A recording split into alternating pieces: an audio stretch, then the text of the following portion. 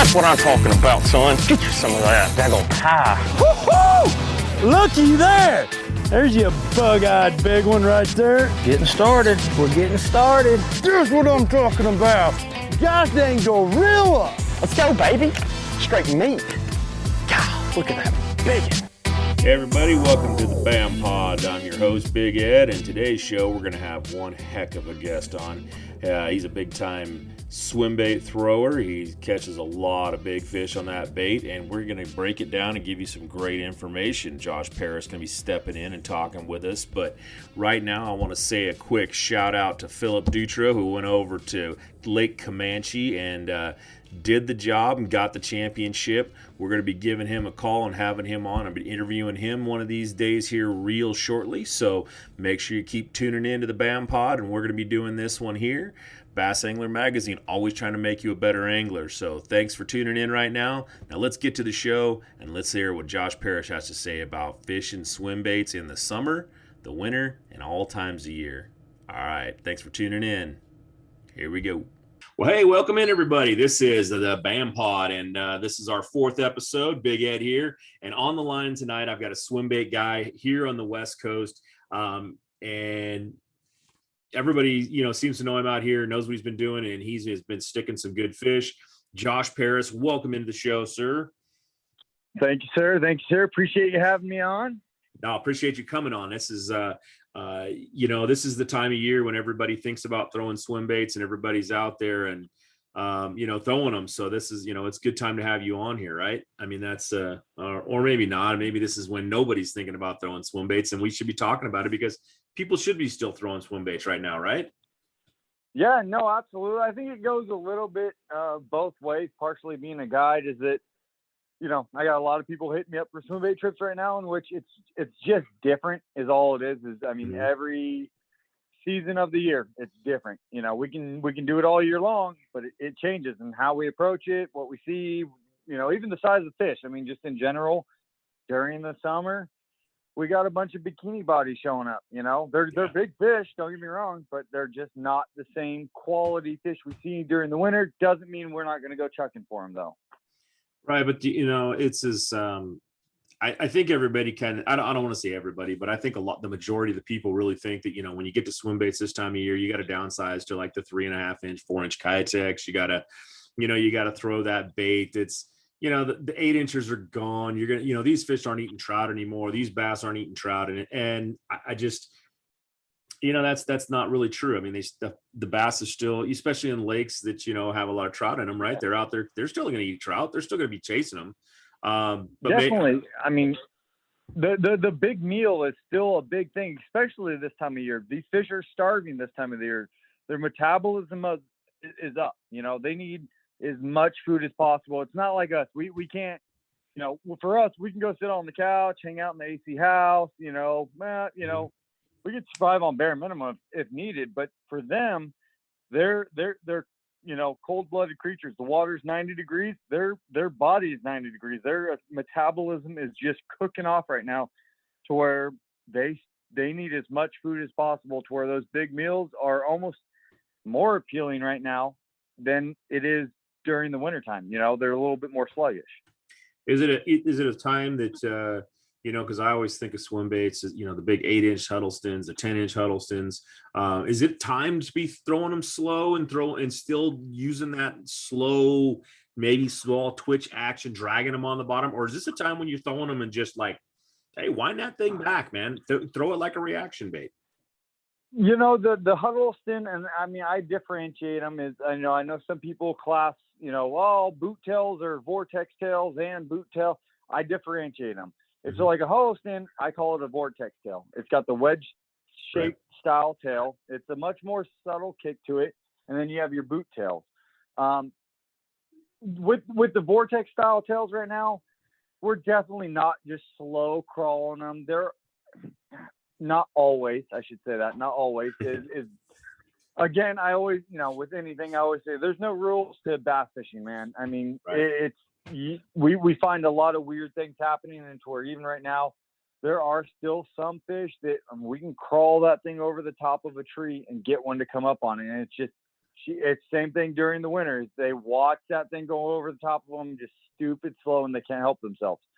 But it doesn't mean you have to only work it that way, because that's, a lot of the rhetoric as far as like, oh, you take a HUD, you throw it out, you let it sink to the bottom, and you crawl it in. It's like, that's very rarely what I do with like a huddle spin. That's very rarely what I do with it, or like pulse tail, any of that stuff.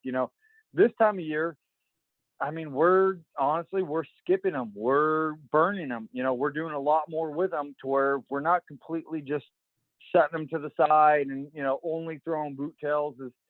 I'm very much the guy who I like to get away from what everybody else is doing.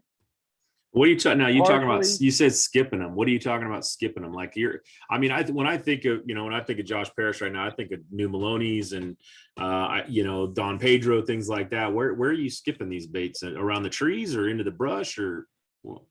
So a little bit of everything. So it's something I learned a few years back, and it was honestly, like I say, with many things with me, it was an accident. It was I'll just kind of lay out the scenario so everybody can kind of like see how my mind went to this point of, I was planning on skipping some docks this day, on a particular day with a client. I'm like, hey, how are you at skipping? I was actually planning on skipping, I think it was a Separ 9 by Madness. We were going to go skip them up under some docks, whatnot, and I'm like, the guy's like, I'm not very good. I'm like, well, there's a tree right here with a little split in it. I was like, skip this bait up to it, and boom, he just boshes down. I'm like, no, try again. Doesn't skip. I mean, it goes on for like 3 or 4 or 5 casts. I'm like, this guy really cannot skip, and I'm like, he's like, well, what are you wanting me to do? I'm like, well, this is what I want you to do. And again, this is just a random tree out in the middle of the lake. It's not like it's totally brushed up. It's one that you typically wouldn't skip to. You could cast past it and then retrieve along the side of it, like, typical forethought would, Right. The typical swim bait thought would be, it's like cast past it, roll past it. And I'm like, well, this is kind of what I want, So I skip it all the way up to it, lands about 2 foot behind it, and I just start burning it back. And I mean, bam, about a 4-pound freaking largemouth comes up and eats it. It was kind of a light bulb moment of like, wow, she's seen that exact same bait slapped down 5 or 6 times now, did not eat it. And then I skip it up to there and burn out, and she triggers on it,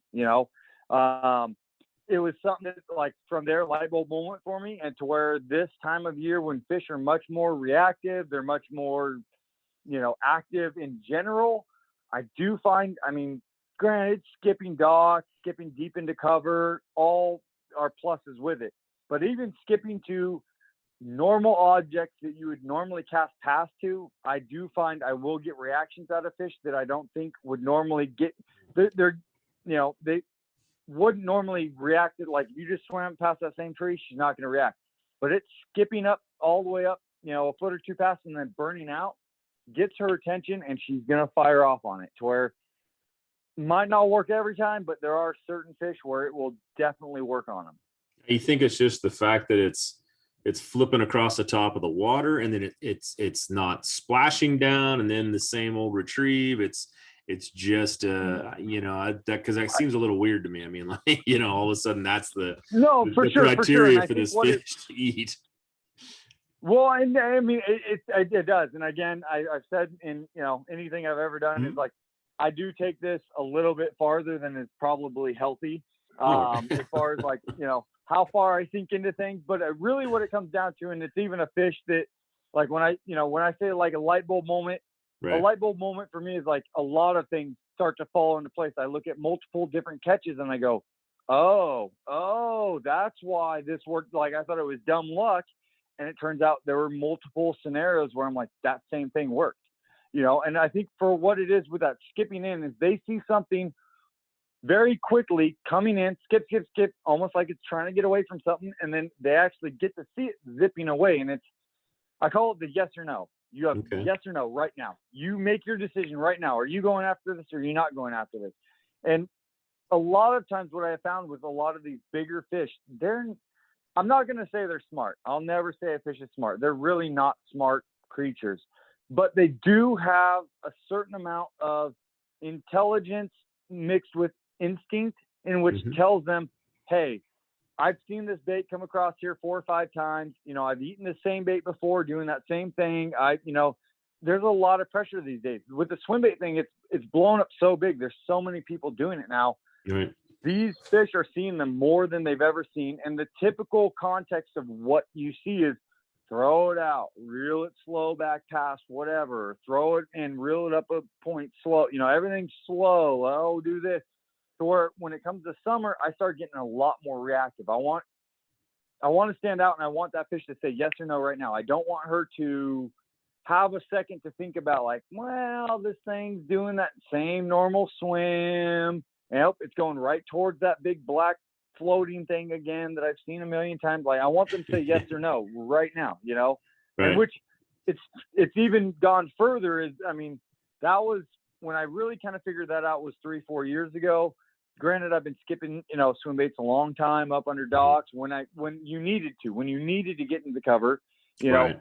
But then also from then on, started doing on inanimate objects, and then kind of learning that. And then the Ballum came out, and then we started doing some summer Ballum stuff, and it really exploited that same bite window because that Ballum is a very burn stop bait. You know, that's how it was designed. What is it called? It's the Ballum 300. It's by Ballum Madness 300. Optimum Baits. Yeah, the Ballum 300. They make a 245 as well. They just came out with that last year. The 245 during the summer is probably my go-to. I like the 300 a lot during the wintertime. It's a little bit bigger. It's, I think, 12 inches. The 245, I believe, is 10 inches. But it's a very is it a soft plastic or hard plastic? That's actually a hard plastic bait. Okay. And it's not one that I'm skipping per se, but it follows the same thing of what I'm talking about as far as fast moving, getting reactions out of fish. And a lot of people, I think, don't completely put together the reaction versus a pure feeding response. I feel like a lot of times with the swim baits, that slow, just cruising along, you know, like we're used to doing during the winter. Oh, you know, just throw them during the winter. That's typical, especially with soft baits. You know, with soft baits like the Huddleston, the Batesmith Mag, the Savage Gear Pulse Tail, that Vortex style, just, you know, very subtly kicking behind the bait.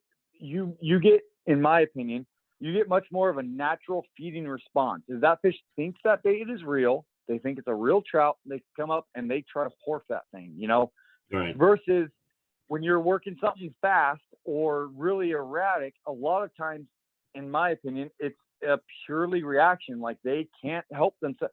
I always say it's like this. It's like me and you were actually sitting in a room together, and right now I toss a baseball at your face. Not super fast, not so fast that you can't see it coming, but fast enough to where you have time to react. What's your first reaction? You put your hand up. Right. You're going to try to catch that baseball. It's the same thing with them, except for they don't have hands. So they come up with their mouth and go, whoa, what was that? You know, it's a feeding opportunity. I got to jump on it, you know? Well, we're and that's with summer, that's where I've gotten is you can get a lot more reaction out of these fish because they're more energetic during the summer. They're a lot more, and they're feeding more, you know, right. to where again, I might be slightly different than some guys as I'm a very fast fisherman. I mean, everybody hearing me talk about this, they're like, dude, this guy talks a million miles an hour. That's me. That's, you know, I have a hard time slowing down to where if I can fish fast and I don't have to crawl stuff, that's the route I'm going. I'm going to burn. I want to cover water. And a lot of times that's also how you find more big fish in one day. It's a numbers game, you know? Right. Now, you know, you and I fished a couple of years ago before all the garbage happened, and you know, there were some real interesting ways that we were fishing, you know, a lot of uphill, a lot of, you know, bringing it up to points of bring, you know, not bringing it necessarily, like, don't throw it up into the shallows and bring it out to deep water. Throw it out, you know, position the boat up shallow, throw it into deep water, bring that thing back up, throw it across the points. Does that still apply for this time of year, or are you trying, or are those fish basically out there in the deep water and you've got to go out there and get them? I mean, that's just seems like this time of year, that's what I normally find is, unless you've got some really good cover up shallow, these fish are down deep. So now you got to take that, whatever bait you're doing, and try to get that, or will it draw them up? So it's let me think of how to describe this.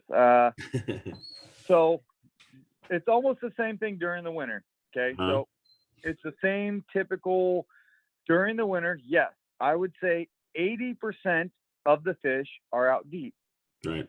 There's 20% that are up shallow. Now, the 20% that are up shallow, they in the trout-fed lakes, typically they eat their living out by eating trout, occasional kokanee, small kokanee, maybe a crawdad, maybe some shad here or there. But for the most part, those fish are eking out their living up shallow. Mm-hmm. Those are typically also the bigger fish. Those are also the ones that, we're all chasing. We all want the big fish kind of thing. In my opinion, it applies the same thing during the summer. Yes, a lot of fish do go out and start chasing bait, shad, whatnot, out deep. Right. I would almost venture to say it's about the same percentage, 70 to 80% of your fish this time of year do start pushing off a little bit deeper. Conversely, there are still 20 to 30% of those fish that stay up shallow. They're eating crawdads, they're eating bluegill. Occasionally, the kokanee do still push up shallow this time of year. The plankton will get wind blown. Right. They will move up. They will move up shallow. They will still eat those kokanee. As well as there's also, in some regards, it's a bite. I don't want to 100% blow up, but I will, exploit it a little bit here. Is there are feeder creeks in which there are constantly new trout, pike minnows, other things washing out of those creeks all through the summer. It's cold snow runoff, more so for any of the mountain lakes. This might not apply if you're down in SoCal. It's a little bit different. But for my mountain lakes up here, which goes right up into your area, same thing is, you have some snow runoff. There are natural populations of pike minnows, of chubs, of trout, of kokanee spawn actually coming back into the river. There's various stuff that is still coming into the river. No, I should say coming out of the river, in which you can still find that authentic trout bite, if you will. But even those fish that are chasing bluegills, typically I find if you can find the bluegills, or a good school of bluegills, even in the back of a pocket along a bank, I promise you there is a school of fish that is on those bluegills. It's very rare that I find bluegills this time of year that have nobody, I call it the pack of wolves. The pack of wolves keep the sheep corralled, it's the same bluegill and bass. They know they figure out where those bluegill are staying. And then when the conditions are right, they're going to pull up and melee on those bluegill as necessary to get their food, to where a lot of times I do find, like I had one area, and it's gone on for almost 3 years now, there's a big flat. It's got some wood. It's not a typical area where I would be like, that's where I want to go throw swim baits. It's kind of flatter. It's just a long bank. It's not really anything special.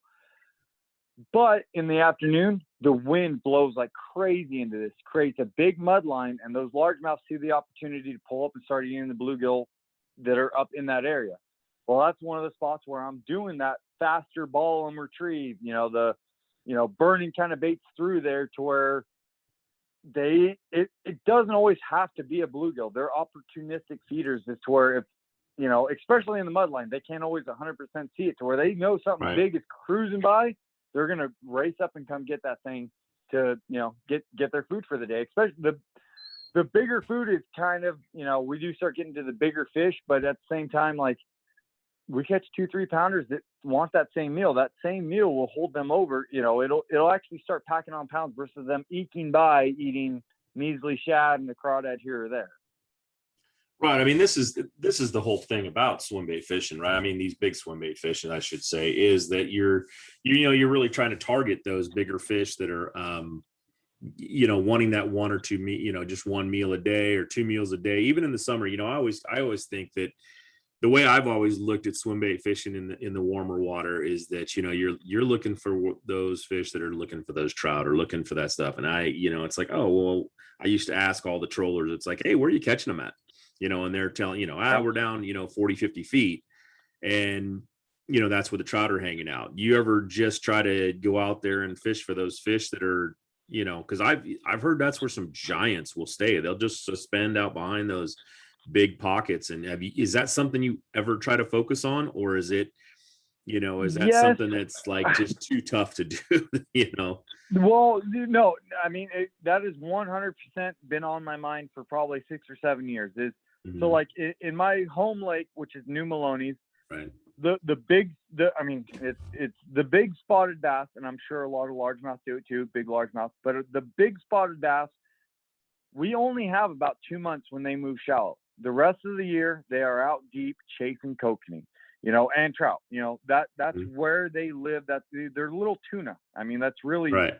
When you think about it, that's how they react. They're open water. They have no problem staying in open water. And really, the more I learn and experience stuff, the largemouth don't have any problem doing that either. It's just there's certain, everybody has a job, if you will, and you kind of choose your trade, if you will, to where certain largemouth choose to go out there and do that same thing. And you might have a shot at that particular 10-pounder.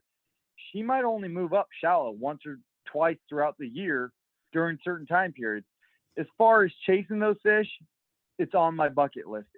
I do catch those particular fish at certain times of the year, but they are the more difficult ones to do because, again, Maloney is my home lake. It's the second biggest reservoir in California. There's a lot of water to try to cover to find those fish out in the open. The technology is getting better. It's getting a little bit easier, as well as I'm learning. I wouldn't suggest doing it, for like guys just getting into it.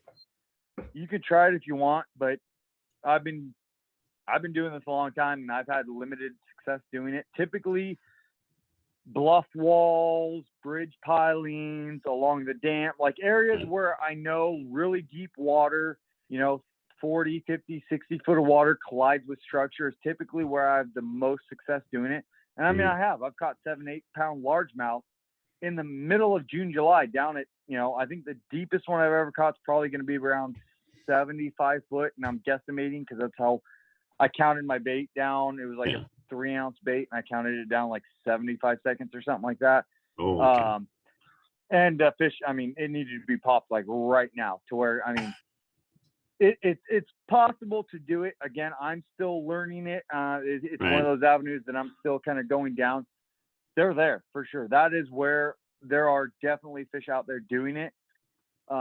We've even talked here in the last couple of whiles that I want to go on a kokanee trip, and more so not to catch kokanee, but I want to know more about the ecology, like you said, where they're living, what depths are they at, how are these guys finding them, because that'll help me in my hunt for the bass that are chasing them. Yeah, I was gonna say, because you really focus on that. This is why I brought you on here tonight. Is you're really focused on this whole swim bait thing. You're on a lake that a lot of guys, they go out and they throw a swim bait a couple times. Maybe they throw it for a half an hour, 20 minutes, 40 minutes, whatever. Maybe give it some time and go, not catch anything. I'm gonna go back to my drop shot. And they'll catch, and they'll catch a decent fish doing it. They'll catch something. The average tournament guy, I'm telling you right now, is not going to spend a ton of time throwing that swim bait around unless he's found something just ridiculous. He's up at Shasta, like that one, the gentleman that was up there and, smacked a bunch of them up there and walked away with that tournament. Alex Nepeus, he needs a shout out. That guy's a Mother Lode stud. Yeah, guy, I mean, see, but again, that's not a guy who just went out there and found them. Okay, that's the guy who I've looked up to as I was coming up. That is a guy who's put in hours upon weeks upon months upon years of work into this, to where it almost seems like it might be from the social media thing. Is everybody wants everything right now? I want to know how to do this right now. I promise you, come out with me on a trip. I will speed up your learning curve, but I'm not all and out. I'm not going to change it to where you're not going to be on my level tomorrow. It's not going to happen. Over 10, 15 trips, you're going to get a lot. I have a couple guys who have done 10, 15 trips with me. And I have one in particular, a guy, my buddy Steve-O, he's become a buddy, but he's also one of the guys that very rarely do you find somebody that just starts picking it up. It's not something that you can, it takes work, man. I mean, you cut it however you want. if you don't put in the time and work, you're never going to get there. And that's where, like you said, the guys who show up during tournament, unless they have something spectacular that they found, they put it down immediately, which I actually say, yeah, if you're not confident in it, put it down. Don't waste your day trying to zero or hero it. I've done it many times in my tournament career where, I caught an 8-pounder. That was the only fish I caught all day. I still lost the tournament majorly. Like, you still kind of got to focus on, there's a bigger picture as far as the tournament thing goes, to where recreationally guys just want to come out, learn the swim bait. Hey, you catch an 8-pounder, that's a win. That is 100% a win. Yeah, I look at a swim bait as a it's a tool in a tournament. And and Steve Kennedy, and don't get me wrong, they catch fish, and if you get on the right time of year, I mean, there's been a ton of guys that have done it and got into tournaments, and it's like, yeah, they smacked them on that thing, and it's just that time of year when they're eating them.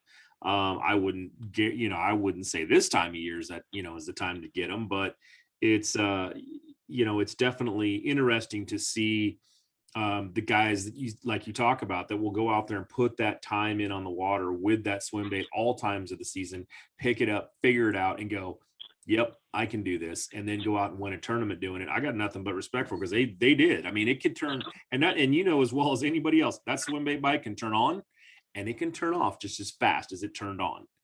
And I mean, you could go out tomorrow and say, yeah, I'm wrecking them, and then the next day you can't get a bite. At Ford Fairfield, we'll make your ownership experience simple. Our simple price, simple process is designed to save you time by eliminating the back and forth. That means you'll always get our very best highly competitive offer right up front. No games, no gimmicks. Our goal, to provide you with an exceptional experience. Stop by or book your appointment today. Ford Fairfield, simple price, simple process. On it. So in which it's finding those nuances, and that's to where I have come to find, I mean, there is way more to this. And again, I get a little bit more tweaked out than most do on this. But again, I mean, I don't know who it was. There's somebody who says, unless you kind of take this too far to a point of, psychosis, if you will, you'll never be great at it. And, that's probably one of the hardest things for people getting into this to hear is like, hey, unless you're absolutely insane about this and take it way too far, you'll never be good.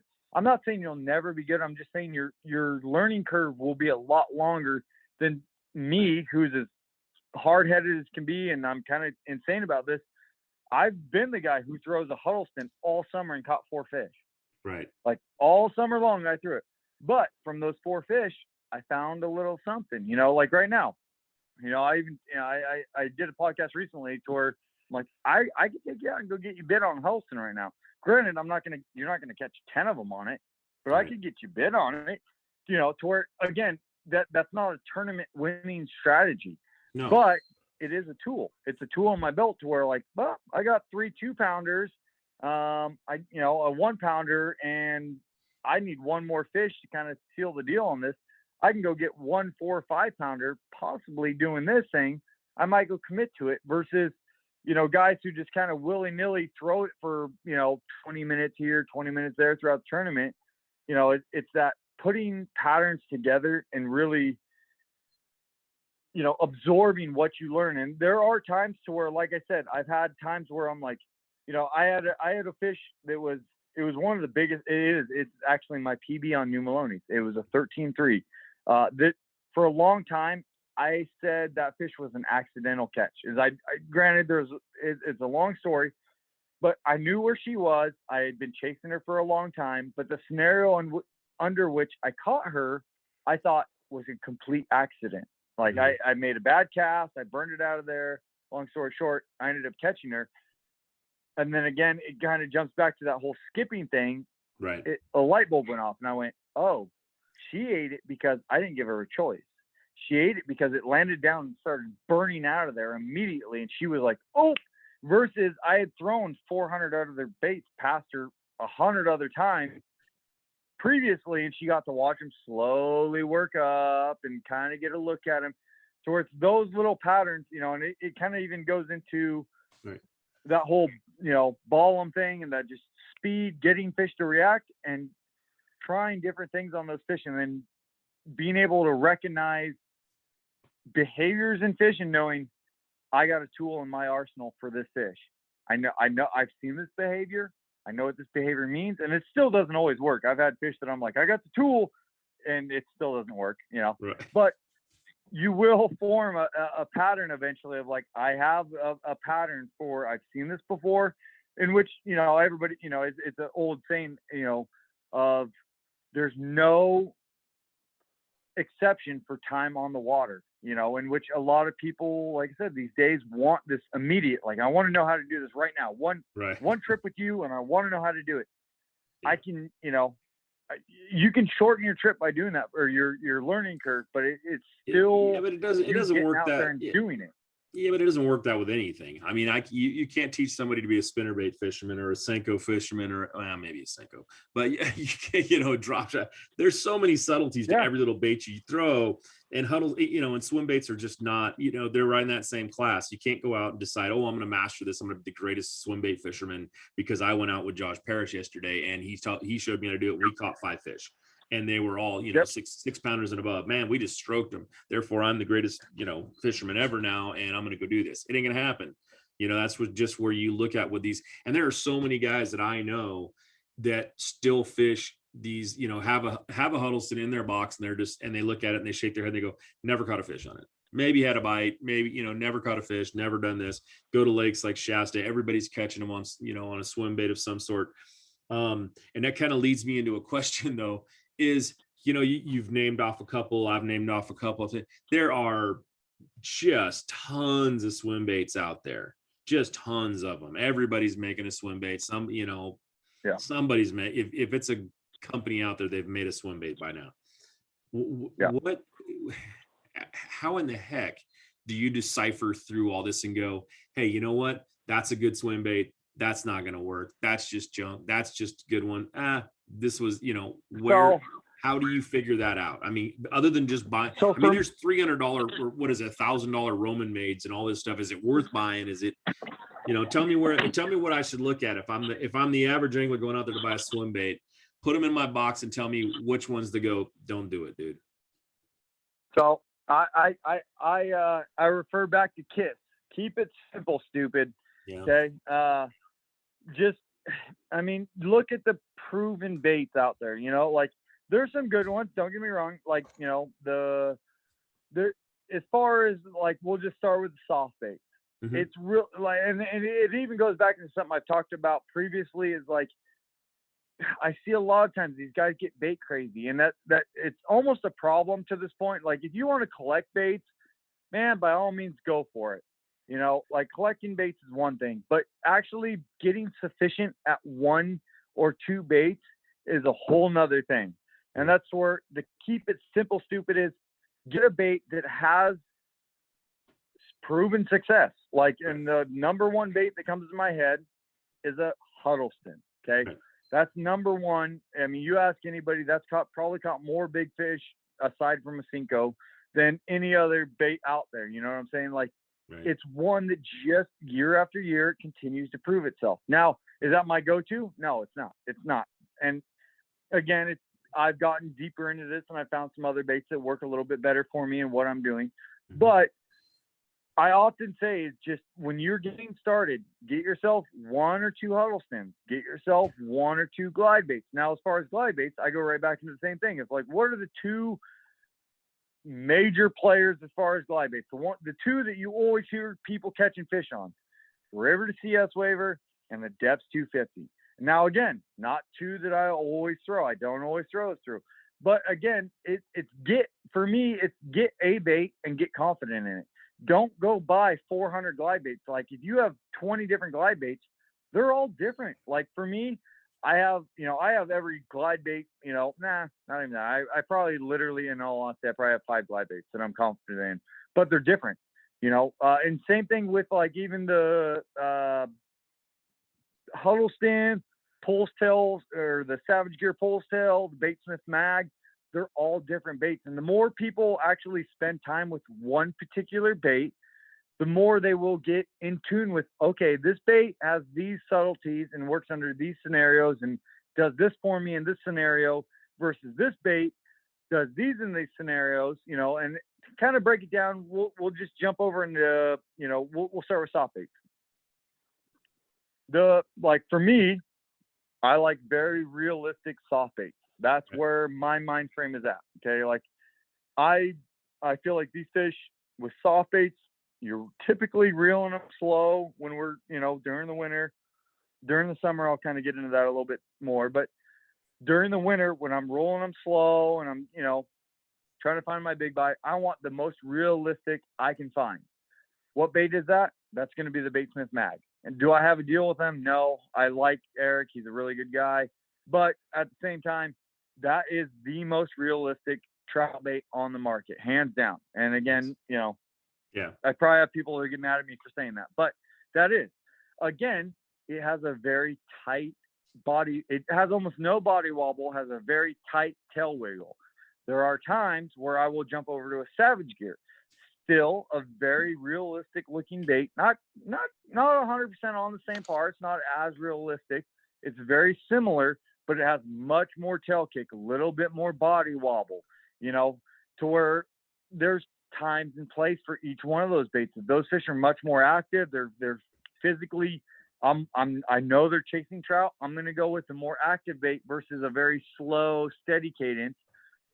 Jumping over to glide baits, same thing with like and again, I mean, I do a lot with Savage Gear, so I fish their products. A Savage Gear Shine Glide versus like, let's say a Depth 250. They're two different baits. One does much wider walks as far as the left to right. One does very tight. The Savage Gear Magnum Shine Glide does very tight. I mean, I can walk that thing 5 or 6 times left or right in the course of 2-3 feet. With a Depth 250, I'm only going to get 1 or 2 glide backs, you know, to where there are certain scenarios in which we could kind of go into those, but there are certain scenarios where each one of those is going to shine more than another. It's just a matter of recognizing it. And sometimes even, like I said, a lot of my aha moments are accidents to where you're like, dude, I just happened to pick up this bait and all of a sudden real tight to cover. They're eating the Shine Glide way better than they're eating the 250. Why is that? You know, and you kind of like, oh, well, I'm keeping it in the strike zone longer. I'm getting more of an action in a smaller area to where those fish aren't having to chase it way out. They want to stay near the dock or the cover, whatever they're on, to where I get a reaction out of them sooner. Versus like a long tapering point, if I'm having to walk it, you know, 20 times within 10 feet on one little point, they're like, man, that thing's kind of going crazy up there. I don't know if I want to tackle it. Versus that 250 is going much slower and they can kind of start moving up on it. And it's doing much smaller, you know, or much wider glide versus, you know, or let me think, much longer glides, if you will, over a longer distance where it's not such a fast pace to where, like for me, wintertime, I like a 250 over a Magnum Shine Glide. During the summer, I like a Magnum Shine Glide a lot of times. There's scenarios fall in there to change that, but it's fishing the baits as they need to be fished. Every bait is a tool. Not every bait is the same. Glide bait is a glide bait, but every glide bait is different, you know?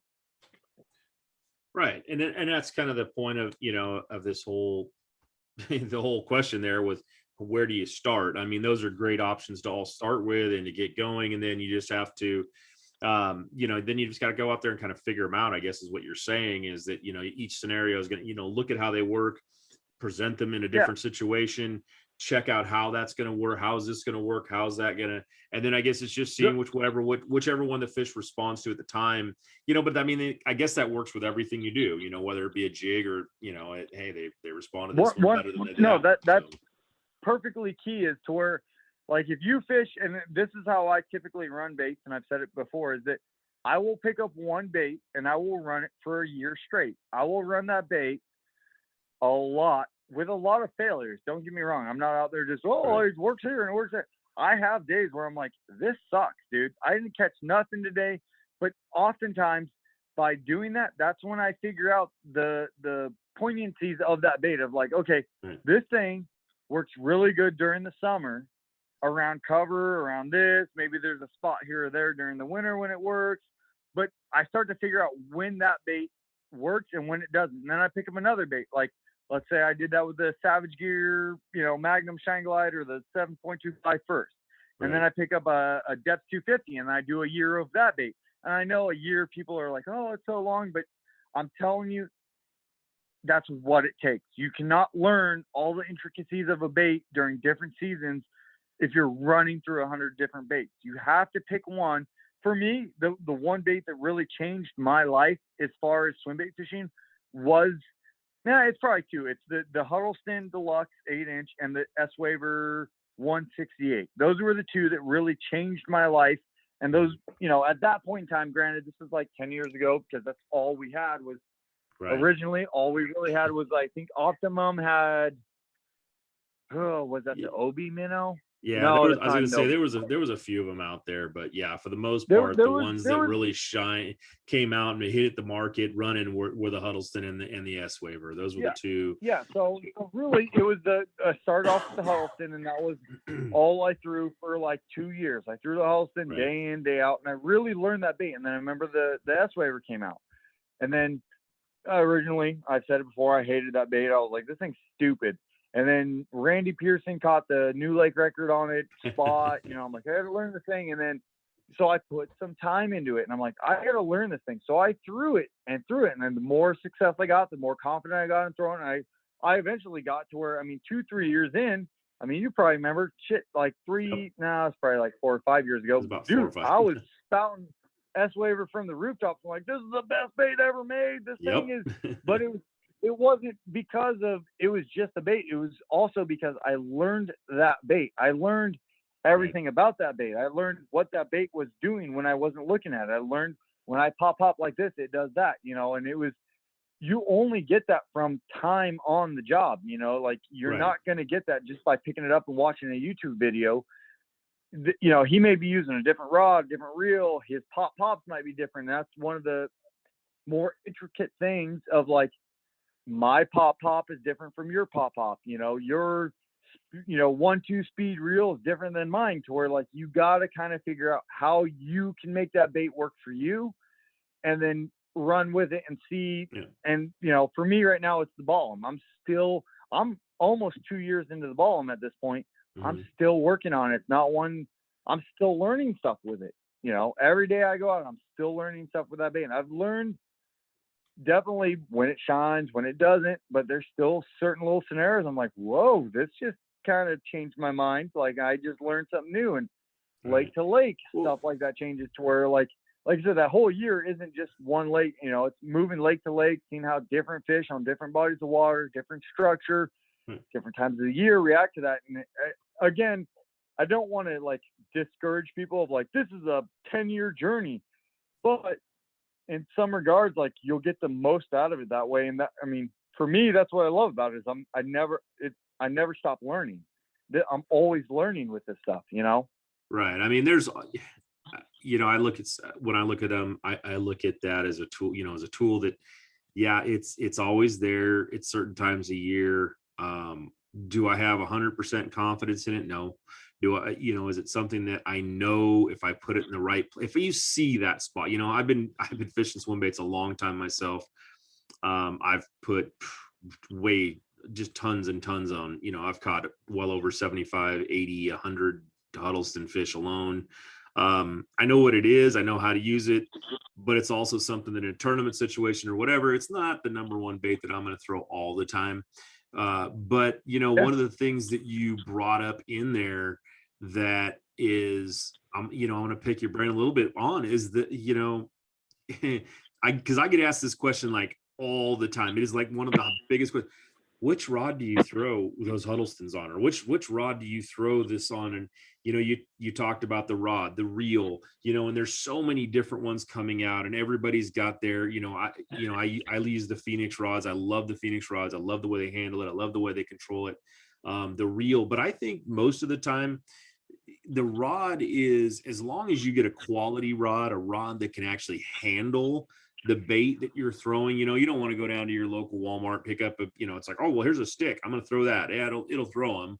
That's fine. But you're not going to get the feel. You're not going to get the subtlety. You're not going to get the, like you talk about with the twitch, you're not going to get that. Picking your brain a little bit, reel, rod, what is the, if you're going to give me, hey, I want to go learn swim baits. I'm going to go pick up a Huddleston. give me a Huddleston setup that you would say, you know what, this is what I would throw 75% of the time. If I was going to buy a Huddleston rod and reel setup, what is the rod that I would do? And the same thing with the S Waver, because I think the S Waver is a bait that everybody's going to have in their box. It's inexpensive. I won't say it's cheap, but it's inexpensive.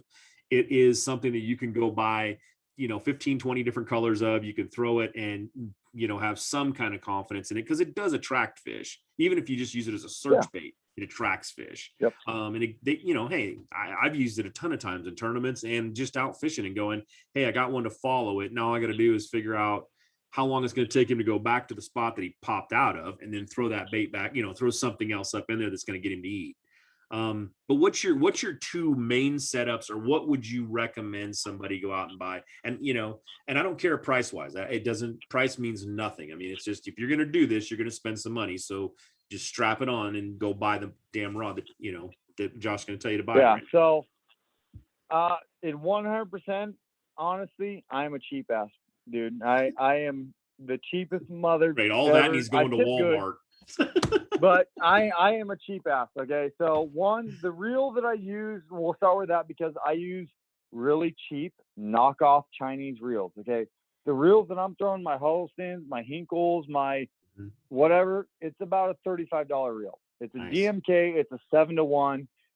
The reason I go with that reel is, one, for me, it works. I found this reel years back. It works. It's so far for me, it's bulletproof. Is it the nicest reel? No, it's not. Is it the most smooth reel? No. Does it have its little quirks? Yes. But any 7-to-1 reel I like. Okay. And again, some guys are going to tell you 5-to-1, 6-to-1.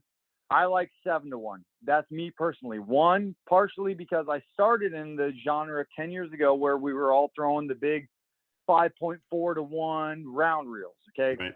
What used to always happen to me was I would hook a fish and it would make a run forward. I had a hell of a time catching up to it. I can always reel slower. If I need to go slower, all I got to do is turn that crank slower. If I need to go faster, if you have a 5.4-to-1, you can only go so fast. As fast as you can go, as fast as you can go. You can only pick up so much line that you need. And I hear guys say, "Oh, I get bored. I'm just barely cranking it." You know what? If that's you, then go with a slower reel. Go with a 5.4. If you need that reel to be turning in order to be engaged. But part of it for me is that I'm feeling everything as I'm going. I almost, for me, a lot of times I get into like a Zen state of mind when I'm throwing big swim baits. It's cold and I'm actually having to reel slow. I get into a Zen state and I'm just barely turning that reel, and I want it to take me by surprise. I almost want to get in my own little world, kind of thing. So that's my reel. As far as my rod setup, I have two really setups as far as my swim bait go. I'm either throwing a 7.6 medium heavy. I typically use a Falcon rod for me. That's just who I stick with, they've supported me for a long time, as well as I really like their rods. I say medium heavy is because with my Falcon rods, and again, I don't have a lot of experience with other rods. I've been with them for a long time. Even before I was with them, I was throwing their rods. So their rods tend to have a little bit more taper. Where that comes into play for me is that I throw a lot of, like my Huddlestons, I cut the jig hook off and I run all stingers on it. Typically, I'm running 2, maybe 3 stingers on my Huddlestons. So I don't need that really heavy rod that you hear guys talk about it all the time. Like, you need that real heavy rod to drive that jig hook home. Okay, well, I don't personally do that. So I don't need that heavy rod to drive that jig hook home. I could go into that in a minute of why I'm doing those baits the way that I am. Oh, we will. But that's how I fish. Okay. So that's typically a 7.6, 7.8, somewhere in there. I like shorter rods personally. Mm-hmm. If you really want to get some casting distance and you really want to send that thing pretty far, for me, I don't have any with my reels. I don't have any problem with casting distance. 7.6, 7.8 gets me to where I need to be. Right. If you need more distance, go with an 8. Go with a 8.6. You can go a little bit longer. For me, I like a little bit more parabolic, a little bit more load in my rod. Even when I was throwing jig hooks, I started when we had broomsticks. I started I think my first rod was an Okuma XXL. That thing was a pull. I could have shot pole with that thing, you know, like I still that have thing, that rod. dude, that thing is, I mean, don't get me wrong, dude, I love that rod. That was my starting rod. It's got sentimental value to me, but it's a heavy, heavy rod. When you swing, you are ripping some, you know, you're moving that bait for sure. For me, where I'm at now with my treble hooks, stinger baits, I tend to pull hooks with that bait. I tend to rip fish's mouths with that bait. I tend to snap hooks off with that, or snap, you know, baits off with that bait, to where I don't need that same amount of power. Conversely, that's typically, I say that, you know, and again, I go by weight rating. So for me, I'm throwing typically, a lot of times I'll go with the Falcon Expert, either Amistad XL, or I'll go with their flipping punching rod, which is like the, you know, it's an 8-foot rod, a little bit more distance. I like the Amistad a lot. But that's typically my 5 ounces and under bait. When I start getting above 5 ounces, so that covers your Huddlestons. Most Huddlestons are under 5 ounces. Right. I think even their 16 is 4.8 or 5.0. It's right there. You can get away with, you don't have to have that mega stick to throw that bait. Yeah. Again, I'm not affiliated with them, but when I get up above 5 ounces, I have a rod that I found that I really like, and it's a Dobbins 908. And again, I'm not affiliated with them, but what I have found with that rod is it has all the features I like in it. One, it is a long rod. It's a long rod to deal with, to where when you're netting fish by yourself, it does kind of suck. I will throw that out there. But as far as how parabolic it is, and it's parabolic to where it is a meat stick. It takes some power to bend that rod.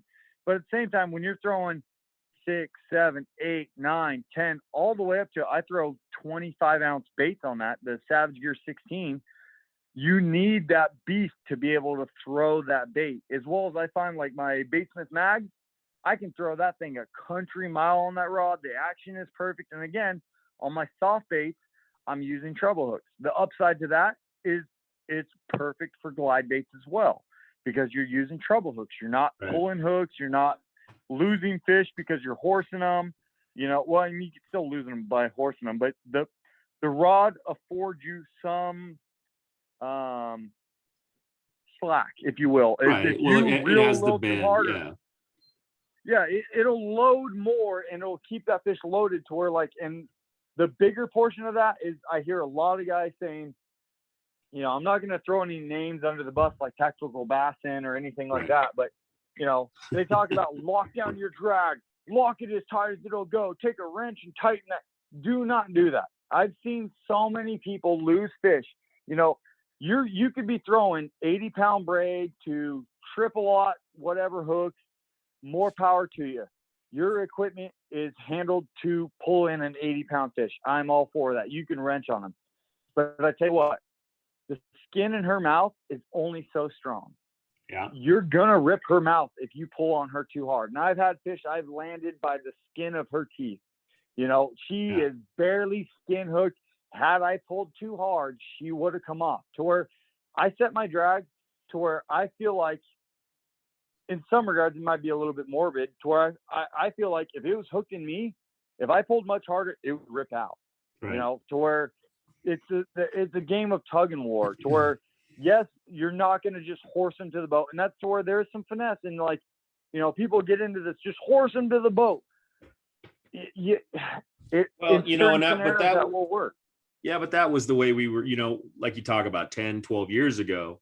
That's the only thing we knew, is if that fish bit, you drove that hook home and you never, ever, ever stopped reeling. It wasn't about, you know, you don't play that fish, you don't nothing. You just drive it home and then bring it all the way to the boat. When it gets to the boat, either you got the net ready or you were flipping it, and that, you know, or you were playing it at the boat. Because that's the way the rods were. They weren't built for what we have now, you know. Correct. And I will say this, it's almost a counterpoint to that, is I still never stop reeling. But my drag is set such as to where it won't let me take, I can only pull on her so hard. My drag, there's times where I'm just sitting there reeling. I'm cranking at nothing. My drag's not moving. It's going the other way. Right. But I'm just reeling to keep that pressure, to keep everything loaded. And as soon as she affords me a little bit of slack, I'm sucking it up. But I'm not pulling on her so hard that I'm going to rip her off, or I'm going to bend a hook, or because, like, personally, I use the same hooks Butch uses. Okay. He uses the VMC bronze. I use the same hooks. If anybody's ever used those hooks, they know bronze bends really easy. It does. It bends really easy. I've landed 12, 13, 14-pound fish on those hooks. And it's simply because once you have the hook in her, you're 90% there. It's just a matter of not letting her throw it. And it's when she jumps, you dip your rod. Well, it's not even when she jumps. It's before she jumps. And again, some of this comes from experience. I've had enough fish jump off to where when I see my line start raising, I know she's going to jump, and I'm going to dip my rod tip down to start pulling her back down. Right. You know, again, it comes from time on the water to where I hope this helps some guys. Like, you see your line start burning towards the surface, and you see, like, you can feel when they're starting to come up. She's going to come up for a jump, especially if it's a largemouth, and even big spots. Big spots like to jump. You can dip your rod, and you're taking away the leverage from her, versus if you're rod high, you know, even rod off to the side, and you're giving her what she needs to shake that bait or rip her, you know, you're giving her free play. Versus if you're pulling her back under the water, she's going to jump, but now the line is actually pulling her back down. She can't get that same amount of momentum in her shake, and it's a lot harder for her to shake that bait. So, where, again, I fish the gear that works for me, and I encourage everybody to try different things. Like, what works for me might not work for you. You know, like, I mean, what works for you might not work for the next guy. You kind of, in some regards, have to figure out what works for you. But from guiding, yeah, but there's got to be a start. There's got to be a starting place. You know, anybody that's starting in swim bait fishing needs that starting spot, and you've given them some starting spots. That's good. I mean, I won't agree with buying that reel, but you know, it works for you. Yeah, and again, I'm giving you a starting point, and from there you can kind of, you know, anybody can kind of adjust. But I always say, you know, urge on the side of leniency. Right. And if you need a heavier rod, go to a heavier rod, because I'm telling you from experience, too heavy of a rod will burn you more often than a softer rod. A softer rod, worst case it's going to do is it's going to keep her more loaded up the whole time, and she's not going to be able to shake off as easy. Well, right. A really heavy rod, you have so much less, you know, variancy, and with that rod being loaded up and actually keeping pressure on her, one head shake, she can go from fully loaded to non-loaded in, you know, 1 foot of head shake. With a big fish, that's less than half her body length, you know? Yeah. Well, and that's, you know, that's the whole thing. You know, it's the crankbait scenario. You don't, you know, everybody, you get glass rods to run crankbaits because of the fact that they're, you know, they have so much bend and so much give to them when they actually come up. And that's, you know, but saying that same thing is that the only thing you really want to make sure is, you know, when you get a rod like that is in this, you know, what you said was, and what I heard you say basically is that get the rod, get a rod you can afford, 2, get a rod that's going to be more bend is better, but at the same time, it's got to be still stiff enough to cast that bait. You know, so know which bait you're throwing. So if you're throwing a 5 ounce, make sure you get a rod that's going to be, you know, be able to handle a 5 ounce bait being thrown out there. You know, don't. And the point of, I run almost exclusively treble hooks on my soft baits, which I know a lot of guys run, you know, the single jig hook. If you're going to do the single jig hook, go 1 power heavier. You're going to need that 1 power heavier to drive that big stick. You know, like, comparatively to the jig hook that comes on a Huddleston, my hook is 1/3 to half as thick. I don't need that much pressure to actually set my hook, you know, versus you might need a little bit more to get that jig hook to bury. And again, it's just it's somewhat experimenting, to where I would be lying if I said, you know, I found the perfect rod right off the gate. And even 5 years from now, I might be like, dude, that 908 or the Falcon Expert, you know, whatever, just doesn't do it anymore because I found a better rod. You're always, you know, there's always room for improvement. Yeah, but that comes with the time you're talking about putting on the water. You know, you're putting that year, you know, or whatever on for each bait, and you're always going to have that. But, you know, let's get into that a little bit. Let's, you know, because there's a lot of guys out there that tell you flat out, don't run stingers, I've heard a couple of the guys out there that, that are, that we weren't going to mention, that are out there, and they, that don't run a stinger, you're going to kill the fish, you're going to get them deep. And here you are ripping off the, the big hook and throwing stingers on there. Now I know part of that's probably because the same reason I run stingers in certain lakes, and that's because there's spotted bass in there, and spotted bass have a tendency to come up and smack and slap at first before they decide to devour. And that big hook doesn't always get that spotted bass, that big spotted bass. So I'm guessing that's part of it. No.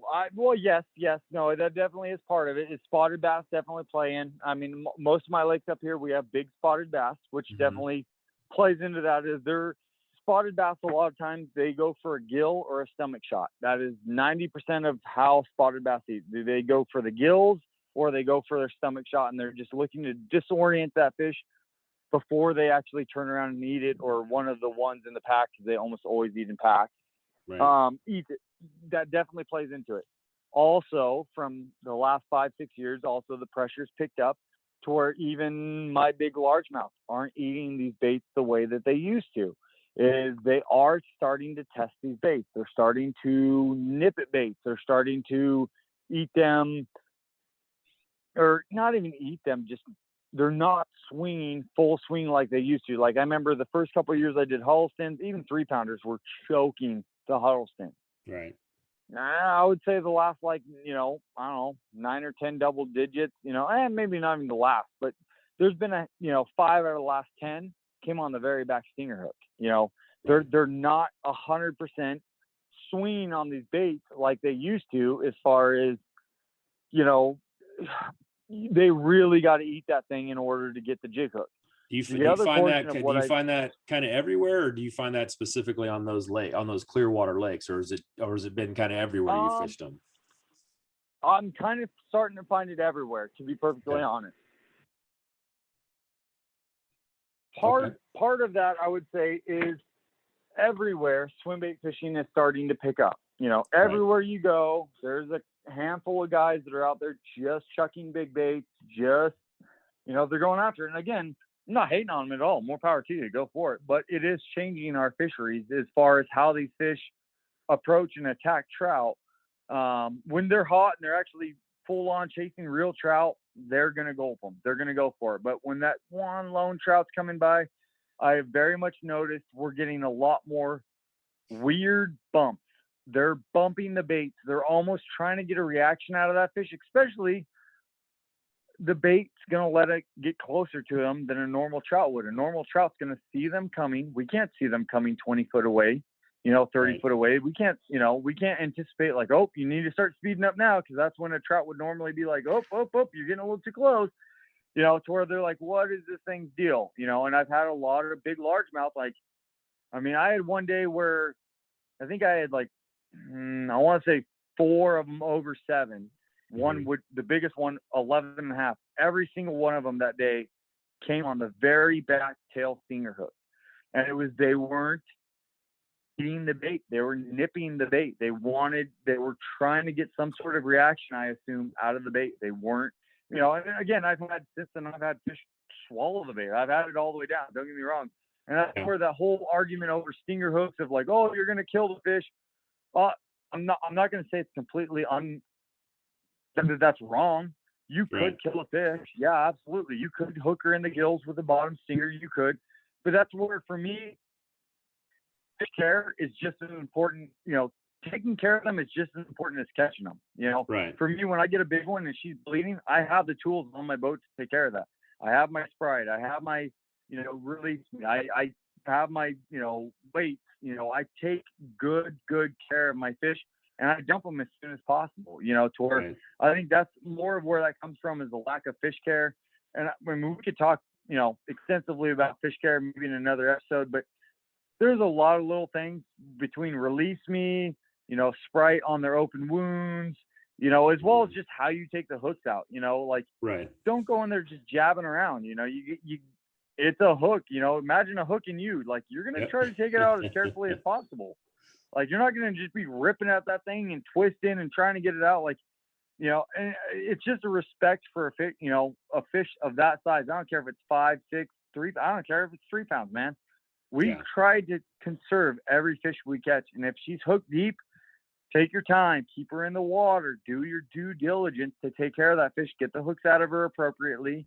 And, but conversely, most of the fish that I catch that actually eat it really deep, when I have stinger hooks, the top hooks are what I catch her. The bottom hooks never even hit the bottom of her mouth.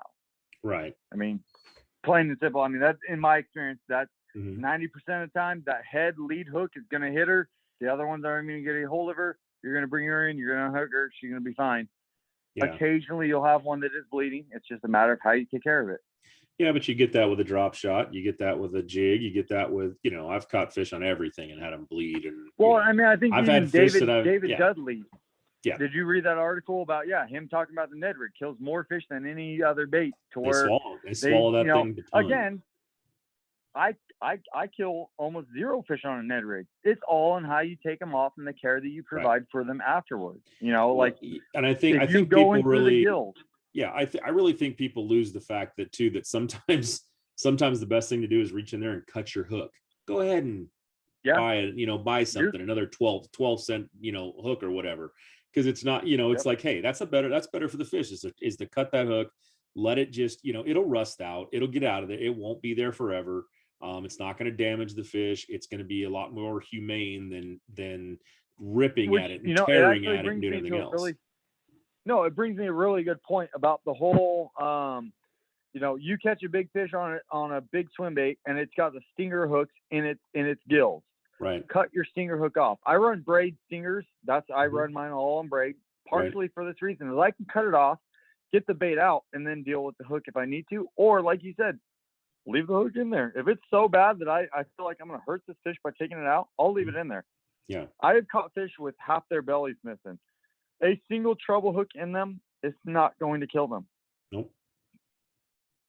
I've seen them, that hook comes out. It makes its way out. I mean, if you can get the treble hook, if you can get the other 2 hooks or cut it down to where it's not, it's not hooks anymore, or it's just a point or something, great. That's going to do you a world of good, and it's going to do the fish a world of good and, getting as much as you can out as possible. But if it's risking, poking around in their gills and thrashing around and they're doing all, it's not worth it. Cut it and just retie. I know, yeah, absolutely. People are like, oh, I don't want to retie it. It's like, yeah, well, I don't want a big giant fish to die because you're too lazy to retie, No, absolutely, dude. These big fish are, I mean, they're not only the future of the fishery, but I mean, it goes back to, I've heard, scientists talk about what it takes for a big fish to get to 8, 9, 10 pounds. Right. And you're talking slim odds. That's why we don't catch many of them. That's why they're so coveted. Take care of her. Maybe I've caught the same fish multiple times. I've had other people catch the same big fish that I caught. I've caught big fish that other people have caught. Like, man, the chance for somebody else or even you to experience that fish again at bigger size or whatever. Like, hey, you just really got to weigh that into that whole scenario. The best way to show that you love another fisherman is to go ahead and release those big fish, right? I mean, that's as simple. It's as simple as that. It's like, hey, dude, I just caught this giant. Why don't you go ahead and catch her too? Give her the shot. Yeah. Give you the opportunity at least, because if she's dead, nobody else has the opportunity. Exactly. And because I've gotten a lot of the questions about, why do we catch? Why do we, or why do we catch and release? Why do we do this, that, and the other? And, I'm always been a guy who, once you get a fish that's of that, I like to think, 4 and 5 pounds is right there on that verge of something that I don't keep them. And I've gone to lakes like Oroville. I've gone to, if you take out 5, 13, 14 inch, 16 inch, which I think are good, good eating fish anyways, if you take those out of a lake like New Maloney's or Lake Oroville, it ain't hurting that fishery even in the slightest little bit. But once you start taking that big 4, 5, 6 pounders, those are fish that are the ones that we want breeding. That's what you want going. So the whole catch and release thing is, it's good to catch and release, but it's also good to just go ahead and, take a few fish out of there. What do you think on that? I mean, it's as a guide, I'm sure you get plenty of people that are like, hey, I want to take some fish home. you know? Absolutely. And the rule on my boat is 12 to 15 inches. You can take them. Yeah. 12 to 15 inches, it's all you. After that, they're going free. And again, likewise, I don't have it. You take all the 12, 13, 14 inches you want out of the lake. I have no problem, because all Right. you're doing is freeing up space for more big fish. Right. You know, you're freeing up more food. And some of these lakes like Folsom, Oroville, Mhm. I think we need, McClure, I think we need more catch and keep on those lakes. Because Right. it's going to free up more food for some of those fish to actually get bigger.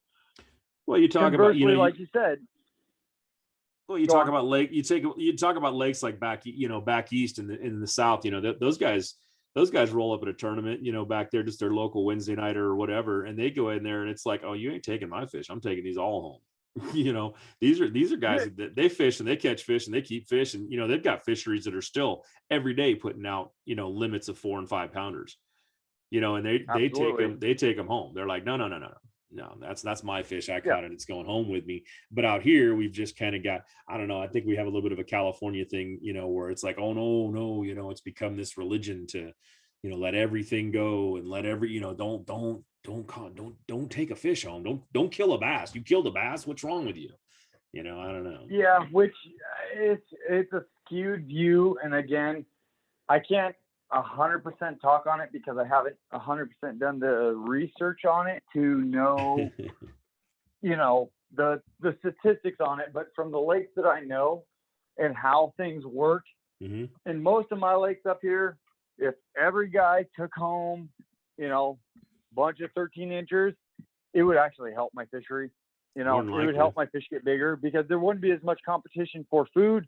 And again, I come from a sciencey background of, I went to college for natural resource technology. So I went through ecology. I learned how all this stuff works. Every lake has a carrying capacity. Either it can carry 500 10-pounders or it can carry 1 million 1-pounders, Right. So the less 1-pounders in there, the more 10-pounders it can support, to where, everybody's got to kind of use their own due diligence on that portion of like, is this hurting the fishery? Is it not? But personally, I don't have a problem with people keeping, small fish. I love spotted bass is good. I haven't kept one in a long time, but I think they're delicious. I don't like eating largemouth, but spotted bass are delicious.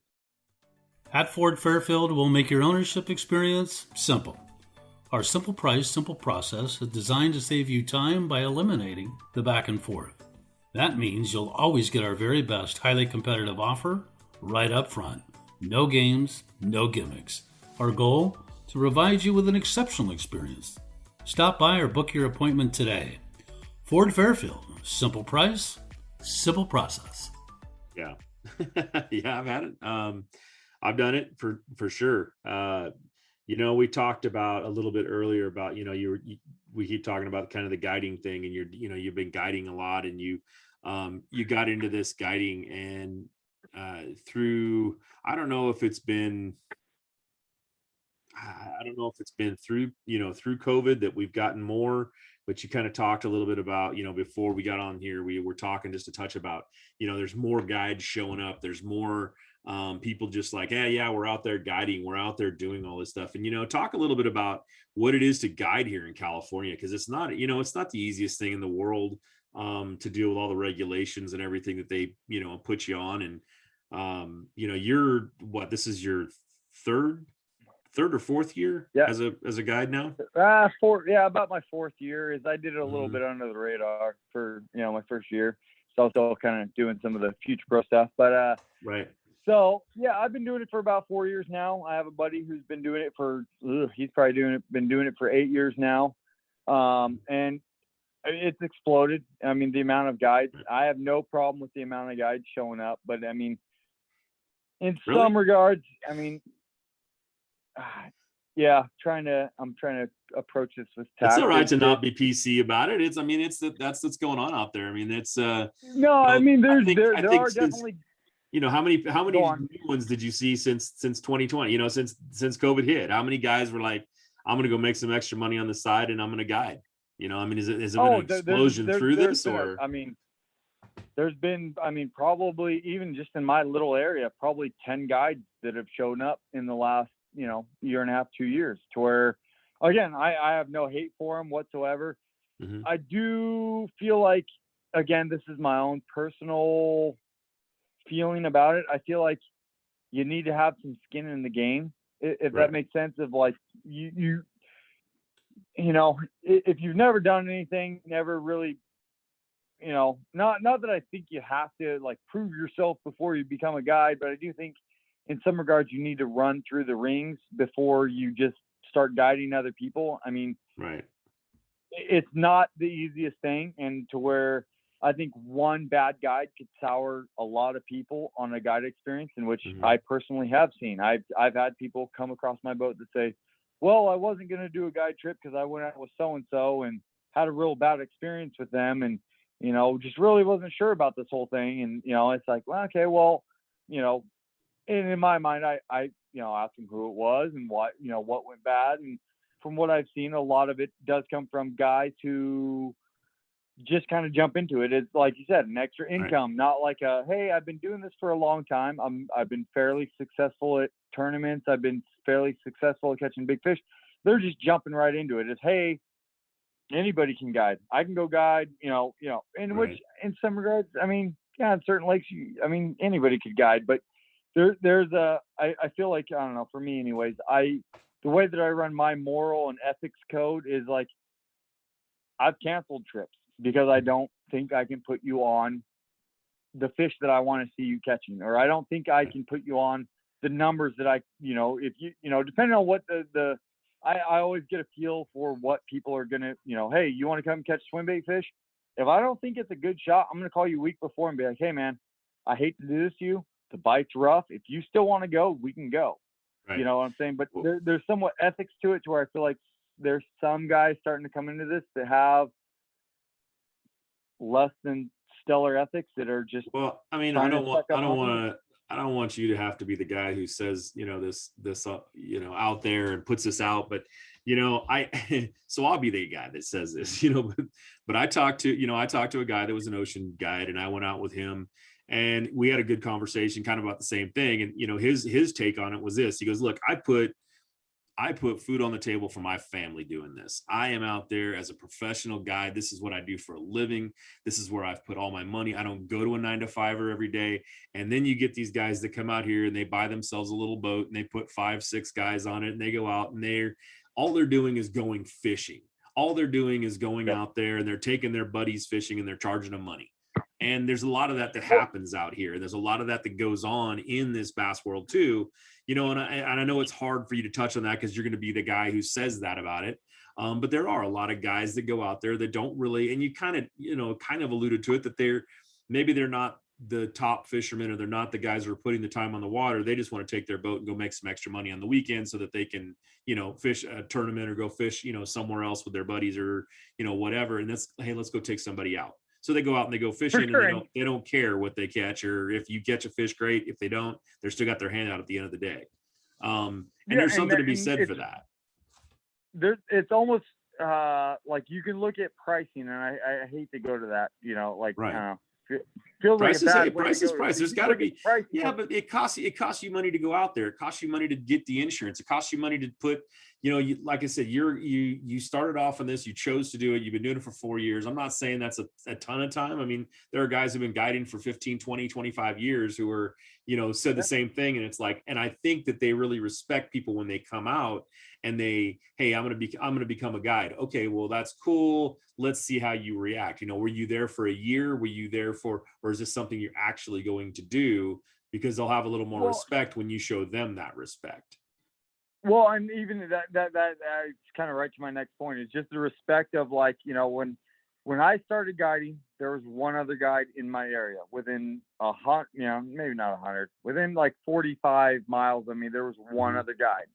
And I went to him and I talked to him and said, hey man, I'm looking at doing this. And again, it might be old school. I'm old school. I'm 35. I don't know. That's how I came up. Just respectful of, like, hey man, I'm going to go talk to the guys who are doing it, and I want to get their feedback, and I want to know if it's cool. Like, I'm not stomping on your toes.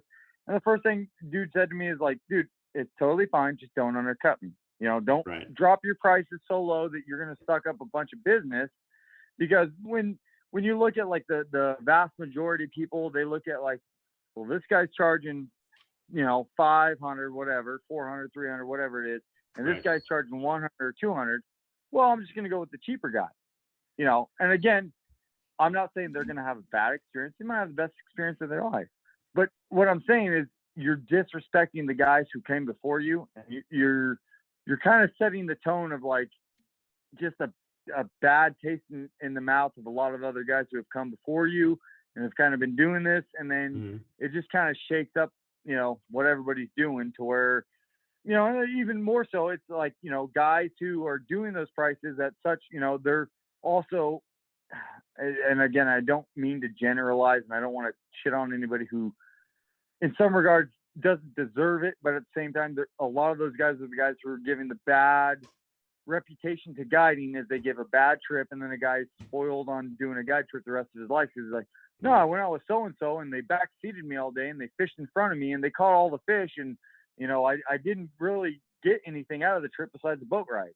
Right. Those are the trips where I get guys that come from other guides that I hear those sad stories. Granted, it's not a lot, it's here and there, but it's still those handful of people that have those bad experiences. I genuinely feel bad for them. I'm like, man, you got a bad guide, which it sucks, Right. but it's just the more up and up everybody plays, and kind of like, more we, as far as guiding, those guys kind of come together and set a standard of like, hey, this is common practice. This is what it is. I think the better everybody off will be in the, as a guide industry. Yeah.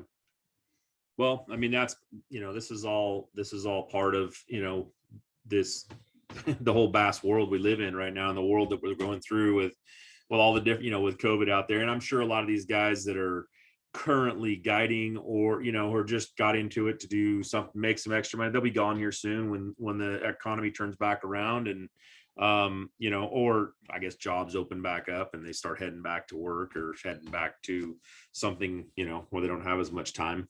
So we'll see how it corrects. Well, I guess we'll see how it corrects itself, but it's a good thing to see that there's guys out there that are still, putting people on fish. And, with this whole thing was basically based on Swimbaits. I wanted to talk to you about that and but talking about the guiding and what's going on out there, and what's, what it is to catch fish right now is all, it's all relevant and important that people know to, to catch good fish. If you want to go out there and have a good experience, do pick someone that's actually been doing it for a little bit, or has some time, or has, you've gotten good quality information about, because especially when you're talking about swim baits and different things like that, you want someone that has the knowledge. And, and that's one of the good things about Josh, when you look on there, is this is a guy who's, go check out some of his pages, go check out some of his social media stuff. Cause, it'll make your tail drop down, because that guy's he's got some fish out there.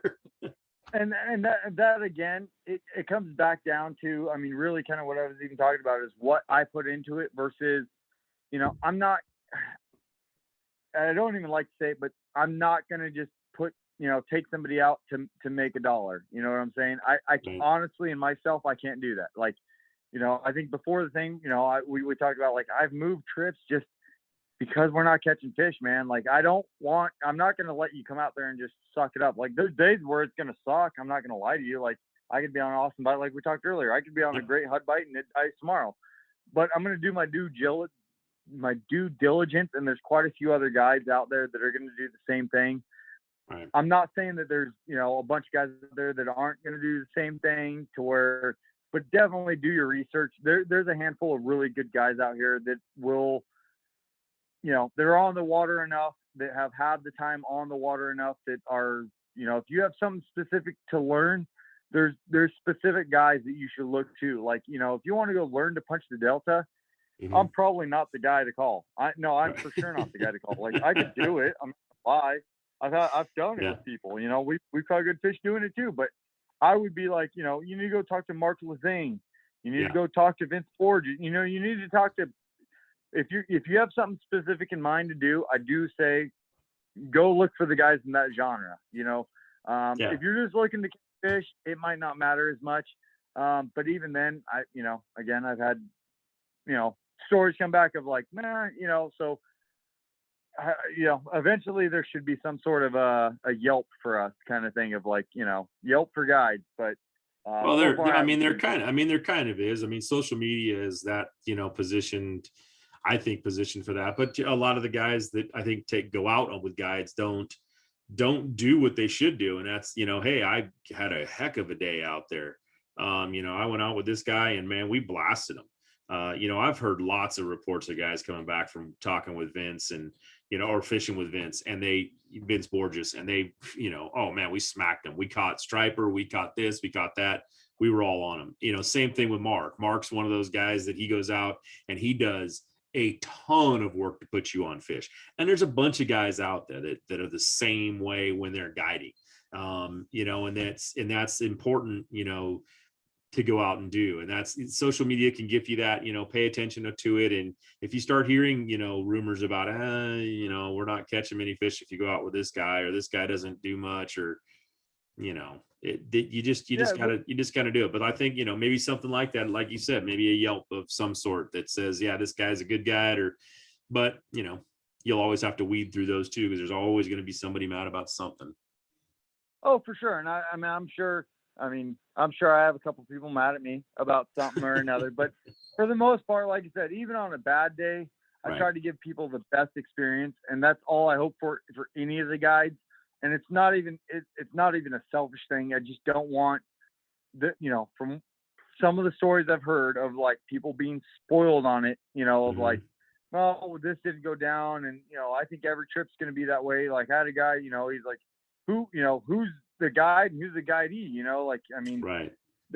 They have trips where you pull up and you couldn't tell who's the guide and who's not, because they're both fishing to try to catch fish. Or it's like, right. And I said, and there are times where here and there I will fish on my trips, but like, the guide shouldn't be out fishing you, Right. And that's probably one of the number one things I would say out there is just, if your guide is out fishing you, there might be a problem. Like, and it's something that I've heard multiple times. Is the only reason I brought it up, because I've had multiple clients come across the boat saying, well, the guy just backseated me all day and, fished, where that's not guiding anymore. That's charging somebody to sit on the back of your boat, Right. Well, all right, Josh, I think we've covered a bunch tonight, and I really appreciate all the information on the swim baits. Given different techniques, different styles, it's such a hard thing to get into. It's a hard deal for people, and I think you gave out a lot of knowledge tonight about it. And I appreciate that. Talking a little bit about different things, and it's such a and I know that a lot of what you base your stuff off of is the Mother Lode region, is this the high lakes, the deep lakes, that sort of thing. But you can pretty much apply this to everywhere you go. And for the most part, I'm guessing the information she gave. So that's what we're looking for. Bass angling, we're trying to make everybody give you that little better fishing, get a little better ideas on how to get out there and, catch more fish.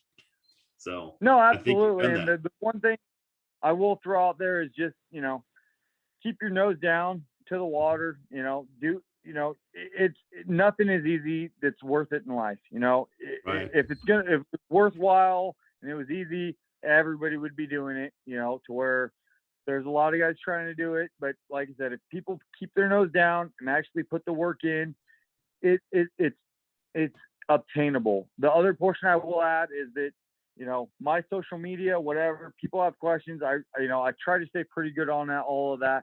Mm-hmm. Feel free to reach out to anybody, and I always say that, Well, give them your information right now. Go ahead and just let everybody know. Josh Parris on Instagram, Josh Parris Guide Service on Facebook. Again, I'm not going to try to upsell you like, well, if you went out with me, I would show you this. I'll give you the cut and dry answers. You know what I'm saying? I'll give you what I can. If you want to come out and really experience it, of course, I'm always going to say a guide trip's going to do you more than me throwing a couple hodgepodge answers at you. I'll give you the best answer I can. But again, seeing it in real person is going to be the better way. But never feel dumb or feel bad about reaching out. I mean, I've asked, one of my best friends to this day, John Leasty, he runs Experience Guide Fishing. I highly suggest him as well. We we've run a lot of stuff off of each other, and that's the way this game works, is sharing information and kind of bouncing stuff off of each other to further each other's knowledge, Right. All right. Well, hey, we're going to wrap this show up right now. Again, thanks, Josh, for coming on. We really appreciate it. Worlds of information. If you want to learn about, swim bait fishing, this is the guy to learn about swim bait fishing with. He mentioned some other guys out there, but I'll tell you what, they'll probably turn around and say the same thing about him. So very important stuff that you just learned tonight.